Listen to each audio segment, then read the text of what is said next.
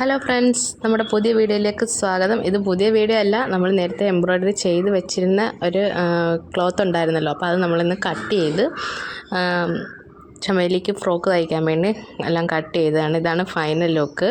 അപ്പോൾ നമ്മുടെ ജനോമിയുടെ മെഷീനകത്ത് എംബ്രോയ്ഡറി ചെയ്തതാണ്. അപ്പോൾ എല്ലാവർക്കും അത് നല്ല അടിപൊളിയായിട്ട് നമുക്ക് ചെയ്തെടുക്കാം. കാര്യം ഇതുപോലെയുള്ള ചെറിയ ചെറിയ വർക്കുകളൊക്കെ ഉണ്ടെന്നുണ്ടെങ്കിൽ നമുക്ക് അങ്ങനെ ചെയ്തിട്ട് കുഞ്ഞു പിള്ളേരുടെ ടോപ്പിന് ഇതുപോലെ ഫ്രോക്കിനൊക്കെ തയ്ച്ചു കഴിഞ്ഞാൽ നമുക്ക് നല്ല അടിപൊളിയായിട്ട് നമുക്കത് സ്റ്റിച്ച് ചെയ്തെടുക്കാം. ഇത് ഞാൻ സ്റ്റിച്ച് ചെയ്യുന്നതും എൻ്റെ കയ്യിലിരിക്കുന്ന അംബ്രല്ലയുടെ മെഷീനാണ്. അപ്പോൾ ഏകദേശം ഒരു 7-8 വർഷമായി ഞാനിത് വാങ്ങിച്ചിട്ട്. അപ്പോൾ അന്ന് തൊട്ടേ ഞാൻ ഇതിലാണ് ചെയ്തുകൊണ്ടിരിക്കുന്നത്. പക്ഷേ ഇന്നുവരെ എൻ്റെ മെഷീൻ ഇന്നുവരെ ഒരു കംപ്ലൈൻറ്റ് വന്നിട്ടില്ല കേട്ടോ. ഓക്കെയാണ് മെഷീന്. അതുകൊണ്ടാണ് ഞാൻ വേറൊരു മെഷീനിലോട്ട് നോക്കാതെ ഇത് തന്നെ സ്റ്റിച്ച് ചെയ്തുകൊണ്ടിരിക്കുന്നത് ഈ മെഷീനിൽ. അപ്പം നമ്മളിതുപോലെ ബാക്കിലൊരു ടൈ വെച്ച് കൊടുക്കുന്നുണ്ട്.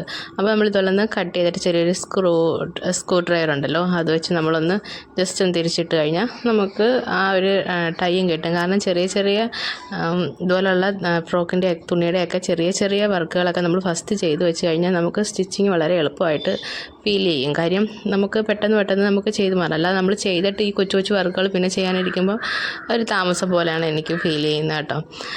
പിന്നെ ഇതുപോലെ ബാക്കിനൊക്കെ റൗണ്ടാണ്. അപ്പോൾ അതൊന്ന് ചെയ്തപ്പോൾ ഞാൻ ബാക്കിൽ ഹുക്കാണ് വെച്ച് കൊടുക്കുന്നത്. സിബ് വെക്കുന്നില്ല, ഹുക്കാണ് വെക്കുന്നത്. അപ്പോൾ അതിന് ചെറിയൊരു കട്ടിങ് കൊടുത്തിട്ടുണ്ടായിരുന്നു. അപ്പോൾ അതൊന്ന് സ്റ്റിച്ച് ചെയ്ത് മാറി എന്നിട്ട് അതൊന്ന് തിരിച്ചിടുക. പിന്നെ നമുക്ക് ഈ തുണി നമ്മൾ ഈ ബാലൻസ് വന്ന കുറച്ച് പീസാണ് കേട്ടോ. അപ്പോൾ നമുക്ക് ഒരുപാട് എടുക്കാനൊന്നുമില്ല. അപ്പോൾ ഞാൻ വിചാരിച്ച് കൈ പൈപ്പിങ് വെച്ച് ചെയ്യാവുന്നതാണ്, ക്രോസ് ചെയ്തിട്ട്. അപ്പോൾ അത് ചെയ്യുന്നില്ല, കാരണം നമുക്ക് ക്രോസ് കട്ട് ചെയ്തെടുക്കാനുള്ള തുണി തികഞ്ഞില്ലായിരുന്നു.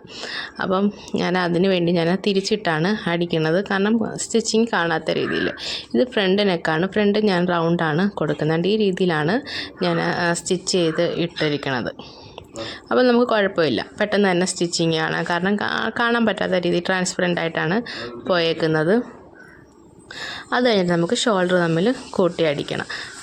ഷോൾഡറും നമുക്ക് കാണാത്ത രീതിയിൽ സ്റ്റിച്ച് ചെയ്യാം. പക്ഷേ ഇപ്പോൾ ഇത് ചെയ്തില്ല, കാരണം ഞാൻ ഇങ്ങനെ ചെയ്തത് കൊണ്ട് ചെയ്തില്ല. കാരണം ഇങ്ങനെ നമുക്ക് ചെയ്യുമ്പോൾ ചെയ്യാതെ എടുക്കാൻ പറ്റും.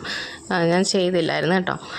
അത് കഴിഞ്ഞിട്ട് നമുക്ക് ബാക്കിൽ ഒരു സൈഡിൽ ടൈ വെച്ചിട്ട് ഞാൻ ഒരു സൈഡ് ഷേപ്പ് ചെയ്ത്, ഇത് നമ്മുടെ ഫ്രോക്ക് പ്ലീറ്റ്സ് ഇട്ടാണ് ചെയ്യുന്നത്. ഇതും നമ്മൾ ട്രാൻസ്പെറൻ്റ് ആയിട്ട് തന്നെ ആണ് എടുക്കുന്നത്. കാര്യം നമ്മളിതുപോലെ കുഞ്ഞു പിള്ളേരല്ലേ, അന്നേരം ഇങ്ങനെ കൊണ്ടൊന്നും കയറണ്ടല്ലോ എന്ന് വെച്ചുകൊണ്ട് ലൈനിങ് ഇതുപോലെയാണ് നമ്മൾ അകത്ത് എല്ലാം സ്റ്റിച്ച് ചെയ്തിട്ടേക്കുന്നത്. അപ്പം കുഞ്ഞുങ്ങൾക്ക് ദേഹത്ത് കൊണ്ട് കയറില്ല. അപ്പോൾ നമുക്ക് ഫൈനൽ ലുക്ക് കാണിക്കാം.